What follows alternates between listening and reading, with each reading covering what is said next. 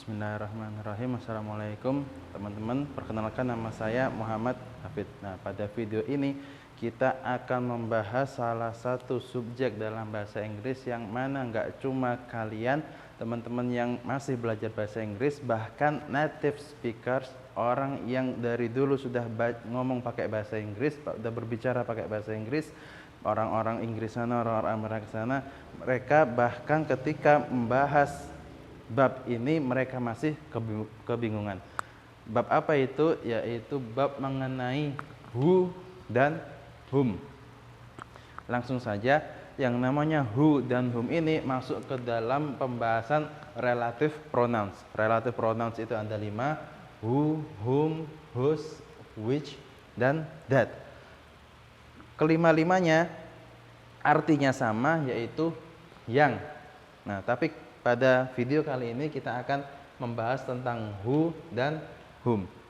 Nah, langsung saya kasih kuncinya aja. Sebelum kita masuk ke dalam pembahasan, saya kasih kuncinya. Yaitu kuncinya ada 2. Kalau dia who, berarti dia berhubungan dengan subjek atau orang yang melakukan atau si pelaku pekerjaan. Kalau dia jadi subjek, kalau dia yang melakukan pekerjaan, kalau dia yang pelaku pekerjaan, maka dia nanti pakai who. Tapi kalau dia jadi objek, kalau dia jadi orang yang terkena pekerjaan, orang yang terkena aktivitas, maka dia nanti pakainya whom. Kalau dia subjek pakainya who, kalau dia jadi objek pakainya whom. Langsung ke contoh. Pertama, yang who dulu. I talked to the woman who was sitting next to me. Kita lihat di sini ada who. Who-nya ini kita lihat ke belakang, baliknya ke the woman. Kemudian kalau kita lihat lagi secara full teksnya, I talked to the woman who was sitting next to me. Aku berbicara kepada perempuan yang duduk di sampingku. Berarti woman, berarti di sini ada verb, ada kata kerja sitting, yang duduk. Kalau kita lihat yang duduk ini siapa sih? Aku berbicara kepada perempuan yang duduk di sampingku. Berarti orang yang duduk adalah the woman, karena the woman menjadi subjek, menjadi pelaku, orang yang melakukan pekerjaan, maka nanti pakainya who. Contoh pertama. Contoh kedua, do you know the people who live in the White House? Apakah kamu tahu orang-orang yang live in the White House, tinggal di gedung putih? Kita lihat di sini ada who. Kemudian kita lihat ke belakang, who-nya ini siapa? Who-nya ini baliknya ke the people. Kemudian kita lihat full teksnya, the people ini ngapain? Do you know the people who live in the White House? Apakah kamu tahu orang-orang yang tinggal di gedung putih? Di sini ada kerja, live, tinggal.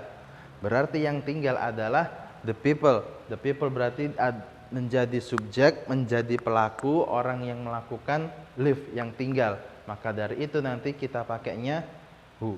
Ini contoh yang kedua. Yang ketiga, I have an uncle who works for Apple. Aku punya paman yang bekerja di Apple, perusahaan Apple.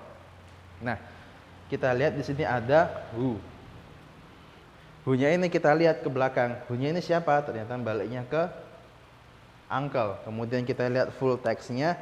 I have an uncle who works for Apple. Works, bekerja. Siapa yang bekerja? Uncle, pamanku. Karena uncle ini dia menjadi subjek, dia menjadi pelaku yang bekerja, maka kita pakainya who. Ini yang pertama, penggunaan who. Kalau dia menjadi subjek, orang yang melakukan pekerjaan, maka kita pakainya who. The woman was sitting, lagi pakainya who. Perempuan yang duduk, perempuan. Kemudian do you know the people who live in the White House? Yang tinggal di gedung putih adalah the people, makanya kita pakai who. I have an uncle who works for Apple. Bekerja di Apple. Aku punya paman yang bekerja di Apple. Yang bekerja siapa? Pamanku. Berarti maka dia pakainya who. Ini yang pertama, who. Yang kedua, whom.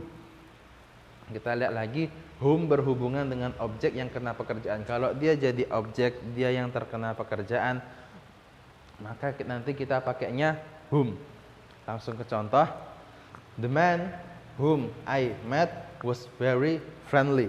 Orang yang aku temui sangat ramah. Coba kita lihat di sini ada whom, yang. Kita lihat ke belakang, whom-nya ini siapa? Whom-nya ini the man. The man-nya ini kenapa sih? Kita lihat full text-nya.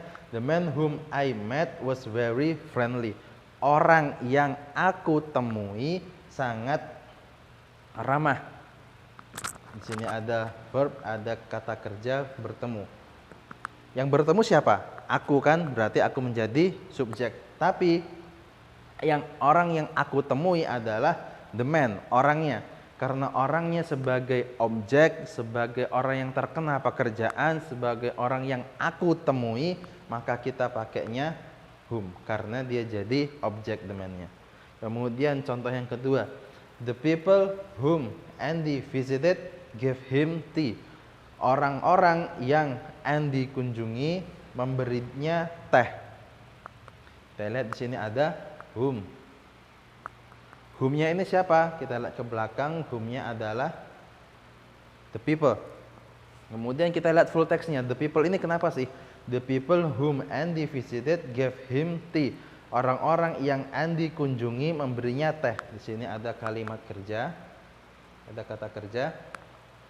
Visited, mengunjungi. Yang mengunjungi siapa? Andy, berarti Andy jadi subjek. Yang Andy kunjungi itu siapa?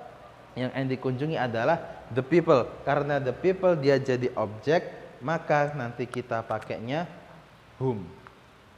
Itu contoh yang kedua. Contoh yang ketiga, Ahmad is someone whom people admired. Ahmad adalah orang yang dikagumi oleh orang-orang.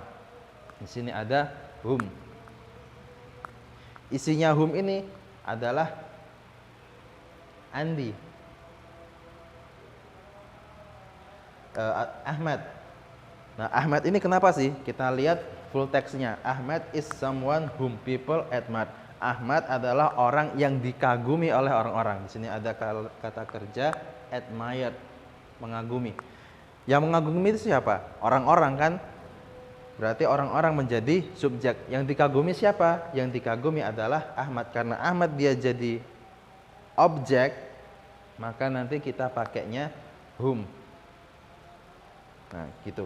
Pokoknya intinya gimana, kapan kita pakai who, kapan kita pakai whom, kita lihat kalau yang kita perbincangkan itu, yang kita sebut adalah orang yang menjadi subjek, yang melakukan pekerjaan, yang jadi pelaku, maka kita pakainya who. Tapi kalau dia jadi objek, orang yang terkena pekerjaan, yang aku temui, yang Andi kunjungi, yang orang-orang kagumi, dia jadi objek, maka kepakainya whom.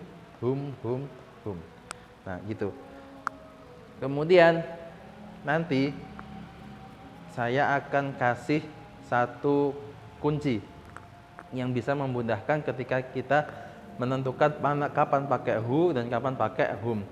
Kuncinya, triknya pertama, biasanya setelah who adalah verb atau kata kerja. Kita lihat. Ini yang who ya. Biasanya setelah who adalah kata kerja. Ini who. Kemudian setelahnya ada visiting, ada sitting. Sitting ada kalimat kerja. Kemudian do you know the people who live in the White House? Ini ada who. Setelahnya ada live. Live itu adalah kata kerja. Kemudian I have an uncle who works for Apple. Di sini ada who. Setelah who ada kata kerja. Biasanya who, setelah who ada kata kerja, ada verb. Kemudian kunci yang kedua, biasanya setelah whom adalah pronoun atau orang atau nama orang atau lain-lain. Kita lihat, the man whom I met was very friendly. Whom, ada whom di sini. Setelah whom apa? Ada I, ada pronoun. Sama kan? Yang kedua, the people whom Andy visited gave him tea. orang-orang yang Andi temui memberinya teh. Ada whom di sini. Setelah whom apa? Ada Andy. Ada nama orang. Sama kan kayak triknya sama kuncinya. Kemudian Ahmad is someone whom people admire. Di sini ada whom, setelah whom ada people. Sama kayak kuncinya. Nah, setelah kita mengetahui apa perbedaan who dan apa perbedaan whom, nanti sebentar lagi kita akan ngasih sedikit tes, sedikit contoh soal yang mana nanti biasanya dipakai di ujian-ujian atau di tes-tes di sekolah-sekolahan. Kita lihat.